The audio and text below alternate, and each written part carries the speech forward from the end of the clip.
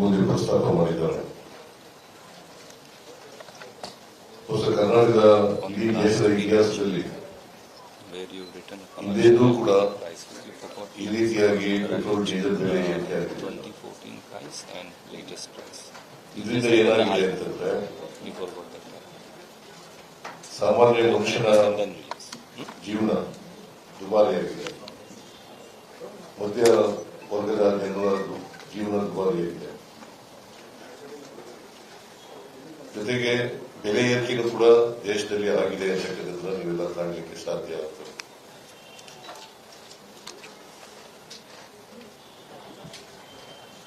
ನರೇಂದ್ರ ಮೋದಿಯವರು ಅಧಿಕಾರಕ್ಕೆ ಬಂದ್ರೆ,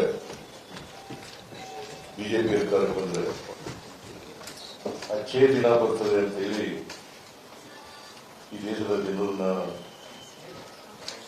ಜನರಿಗೆ ಟೋಪಿ ಹಾಕತಕ್ಕಂಥ ಕೆಲಸವನ್ನು ಮಾಡಬೇಕು. ಗುಜರಾತ್ ಮಾದರಿ ಸರ್ಕಾರವನ್ನು ತರ್ತೀವಿ, ಕೇಂದ್ರದಲ್ಲಿ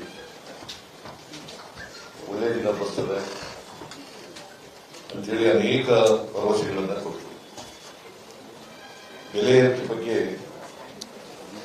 ಮನಮೋಹನ್ ಸಿಂಗ್ ಅವರ ಕಾಲದಲ್ಲಿ ಪೆಟ್ರೋಲ್, ಡೀಸೆಲ್, ಗ್ಯಾಸ್ ಬೆಲೆ ಏರಿಕೆ ಆದಾಗ ನೀವೆಲ್ಲ ನೋಡಿದ್ದೀರಿ. ನರೇಂದ್ರ ಮೋದಿಯವರು ಗುಜರಾತ್ನ ಮುಖ್ಯಮಂತ್ರಿಯಾಗಿ ಮಾತಾಡಿದ್ರು, ತಾವೆಲ್ಲ ತಿಳ್ಕೊಂಡಿದ್ದೀರಿ ಅಂತಕ್ಕಂಥ ನನ್ನ ಭಾವನೆ. ಈಗ ಕಳೆದ 11 ದಿನಗಳಿಂದ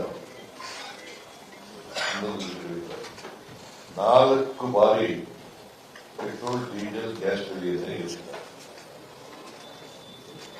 ಈಗಾಗಲೇ ಪ್ರಸ್ತಾಪ ಮಾಡಿದ್ರು.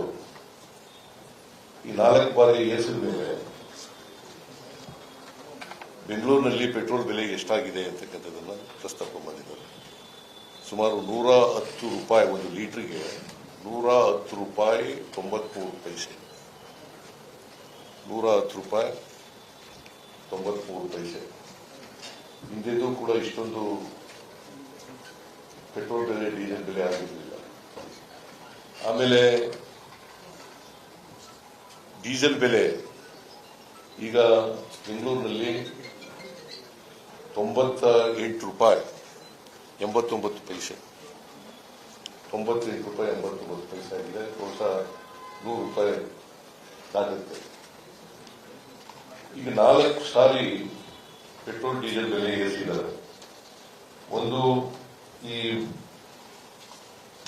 ಬೆಲೆ ಏರಿಸೋದ್ರಿಗೆ ಮಾಡಿ ಸುಮಾರು 7 ರೂಪಾಯಿ 52 ಪೈಸೆ, 7 ರೂಪಾಯಿ 52 ಪೈಸೆ ಒಂದು ಲೀಟರ್ ಮೇಲೆ ಡೀಸೆಲ್ ಬೆಲೆ ಜಾಸ್ತಿ ಆಗಿದೆ, ಒಂದು ಲೀಟರ್ ಪೆಟ್ರೋಲ್ ಬೆಲೆ ಜಾಸ್ತಿ ಆಗಿದೆ. ನರೇಂದ್ರ ಮೋದಿ ಅವರು ಅಧಿಕಾರಕ್ಕೆ ಬಂದ ಮೇಲೆ ಹೇಗೆ ದೇಶವನ್ನು ಲೂಟ್ ಮಾಡಿದ್ದಾರೆ ಅಂತಕ್ಕಂಥದ್ದನ್ನು ತಾವೆಲ್ಲರೂ ಕೂಡ ತಿಳ್ಕೋಬೇಕು ಅಂತಕ್ಕಂಥದ್ದು ನನ್ನ ಭಾವನೆ. ಮತ್ತೆ ಜನರಿಗೆ ತಿಳಿಸತಕ್ಕಂಥ ಕೆಲಸವನ್ನು ಕೂಡ ಮಾಡಬೇಕು. If this resonated with you, follow News Trail for similar content.